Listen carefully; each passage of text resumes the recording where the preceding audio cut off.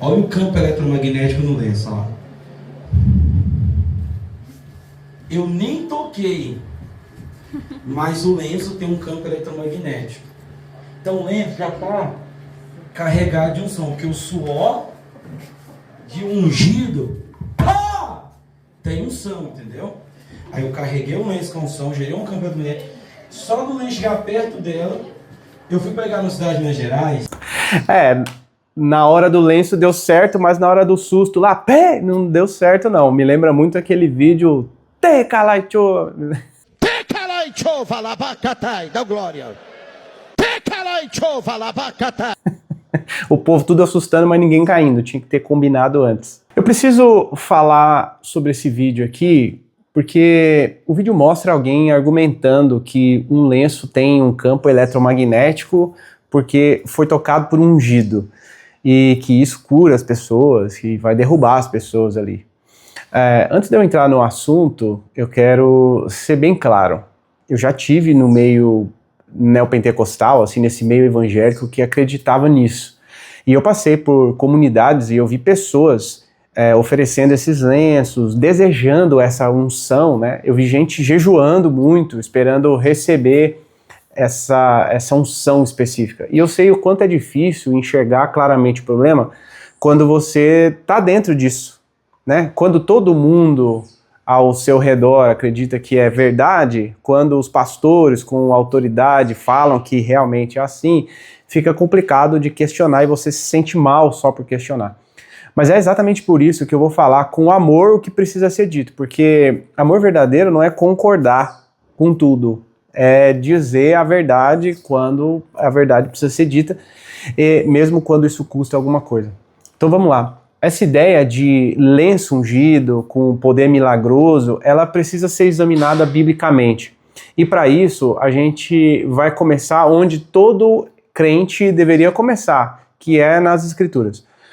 O texto que as pessoas usam para defender isso, esse tipo de manifestação e etc., é Atos 19, versículo 11 e 12 especificamente, que vai dizer o seguinte: E Deus, pelas mãos de Paulo, fazia maravilhas extraordinárias, de sorte que até os lenços e aventais se levavam do seu corpo aos enfermos e as enfermidades fugiam deles. Pronto, aí muita gente vai ler isso e vai falar assim, tá vendo? A Bíblia autoriza o uso desses lenços milagrosos, isso realmente acontece e tal.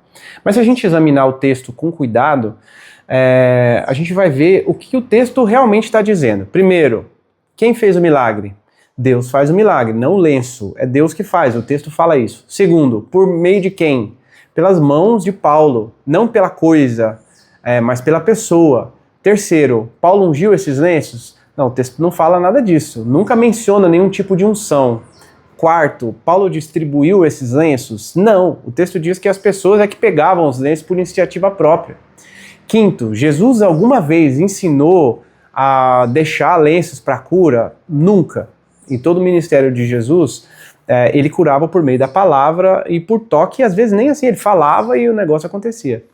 Sexto, Paulo escreveu alguma coisa dizendo que lenço tem poder milagroso, alguma coisa assim? Não, ele nunca doutrinou isso, nunca ensinou isso, sistematizou na doutrina. Então o que a gente tem aqui? Um caso extraordinário, uma situação especial. Não é um modo de operação padrão, sabe? Não é o jeito padrão de fazer as coisas. E tem um princípio muito importante em 1 Coríntios 4:6 que diz para a gente não ir além do que está escrito. Pegar um caso extraordinário como esse de Paulo e transformar numa doutrina, num sistema, é exatamente isso, ir além do que está escrito. Só que tem alguma coisa mais importante do que isso ainda que precisa ser dito sobre esse lance da unção, que eu acho que esse é o erro. As pessoas confundem unção com propriedade mágica em objetos. Então, por exemplo, se você for a 1 João 2,27, diz o seguinte: a unção que vós recebestes dele fica em vós e não tendes necessidade de que alguém vos ensine. Mas como a sua unção vos ensina, todas as coisas, e o texto continua. Qual é a unção? É o Espírito Santo. Jesus foi ungido com o Espírito Santo no batismo. Os crentes verdadeiros são ungidos com o Espírito Santo na sua conversão. A unção que ensina todas as coisas é o próprio Espírito Santo guiando os crentes à verdade. E aqui que está a questão. Se a unção é o Espírito Santo, se o Espírito Santo simboliza essa unção que vinha do Antigo Testamento para uma atividade específica, e todos os crentes têm o Espírito Santo no momento da conversão, então aqui que está a unção. Todos nós temos a unção. Ninguém precisa que um pastor carregue um lenço com unção, porque o suor dele tem unção. Unção não é transferível para objetos, entendeu? É pessoal, é espiritual, é uma obra do Espírito Santo em você. Agora, se a gente falar sobre o culto, aí fica mais sério, porque em Romanos 12, versículo 1, diz que nós devemos apresentar os nossos corpos em sacrifício vivo, que é o nosso culto racional. E a palavra aqui é importante. Culto racional significa adoração com inteligência, com entendimento, com razão. Não é meramente emocional, não é tipo uma magia. É razão iluminada pela palavra de Deus que gera adoração genuína. E quando você coloca a fé no lenço, em vez de confiar em Cristo, você está violando esse culto. Você está transferindo a sua confiança de uma pessoa, que é Jesus, para uma coisa, que é o lenço.